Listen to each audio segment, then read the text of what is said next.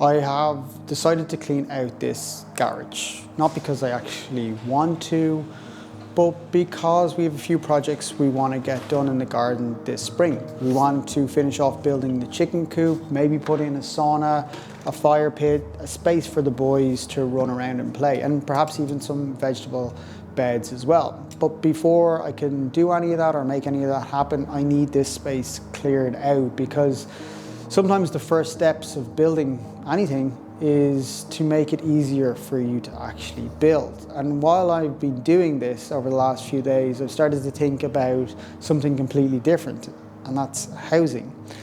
Because often when you want to solve a problem, you need to remove some of the obstacles first.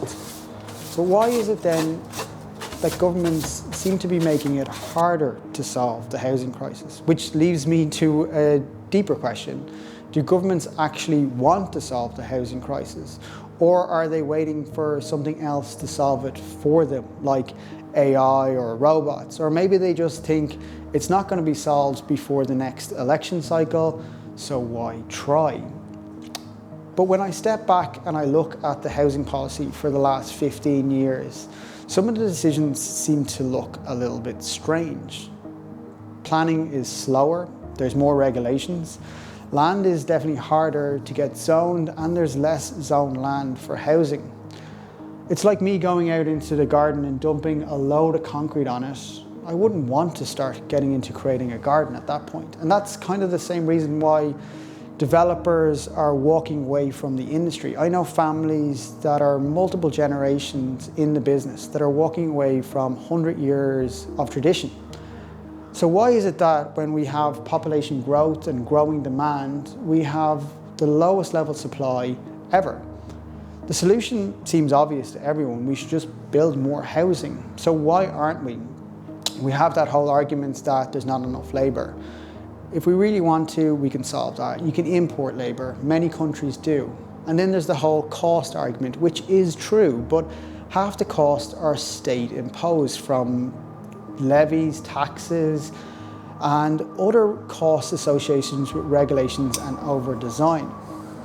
My point is, if there was a will, there would be a way, but perhaps there is no will. What if people making these decisions believe something else is coming? Something that means that they won't need as many houses in the future. Something called depopulation. So government started to ask questions. How do we stop that from ever happening again? And that's one of the key reasons why we're in this crisis. One of the ways was to tighten up credit. Central banks put in stricter lending rules, but another quieter change also happened. Land became harder to develop. Planning became slower, zoned, land became harder and tighter. Ireland, for example, development plans began to reduce the amount of zoned land for housing.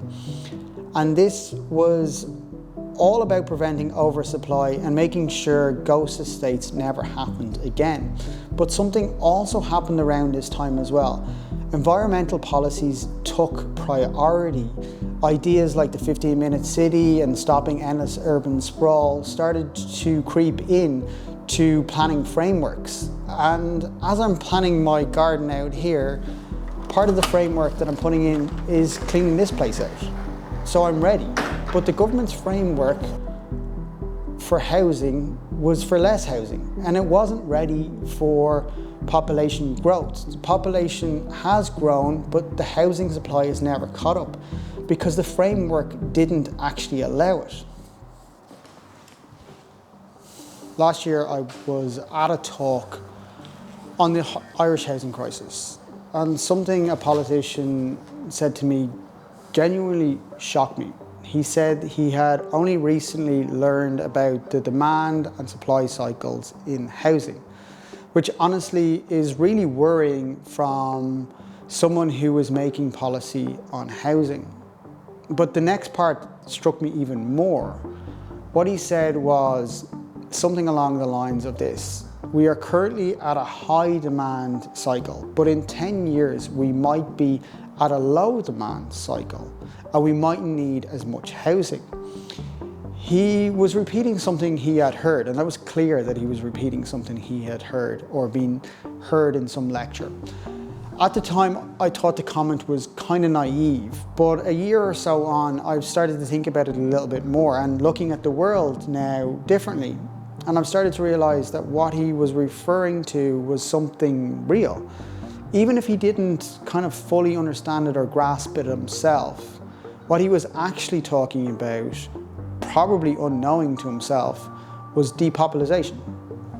And across the world, birth rates are absolutely collapsing.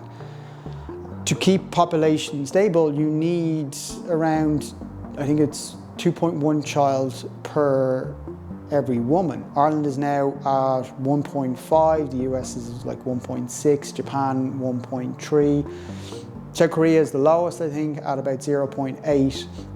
But you also have countries like Brazil who are experiencing something similar. So in simple terms, it's when the next generation is smaller than the one before, and eventually the population starts to shrink. Japan has already kind of lived through this. Their population peaked in about 2008 and has declined ever since year on year. And this has had a dramatic impact on their housing market. Many regions in Japan, you can buy a house for almost nothing. And in some places, they actually give them away for free, because there's not enough people to live in them. Japan has roughly around 8 million empty homes. So here's the uncomfortable question. Do policy makers believe the housing crisis will solve itself, not through building more homes or new technology, but through demographics? If population shrinks and households stop forming and migration slows down, which we are seeing in many countries because there is that growing political will to actually place more rules on immigration, then demand eventually does fall. Housing shortages disappear. The problem kind of solves itself. Not because government have built more homes, but because fewer people actually need them. And I'm not talking about, or I'm not saying the government is actually trying to reduce the population to solve the problem, but when you combine lower birth rates, aging population, restrictive planning process, slow development pipelines, you start to wonder if some policymakers in the background actually believe the problem will solve itself. And here's the problem. Demographics moves slowly. It takes a whole generation. But the housing shortage is right now. And the ironic thing is the fewer houses we actually have, the faster depopulation happens. And it happens quicker because of this. Because when houses are too expensive, people delay having kids. They delay forming families. They perhaps even leave the country entirely. So the system ends up eating itself and feeding into itself. Fewer homes, fewer families, lower birth rates, population decline. And the real question isn't whether the depopulation is actually happening. It's pretty clear it's happening in multiple different developed countries. The question is whether governments are planning for it or quietly waiting for it. And this is concerning because if their strategy to solve the housing crisis is simply just to wait 20 years for fewer people, we might be looking at a very different future than anyone is openly talking about right now. And the real question or the real crisis might be the birth rate.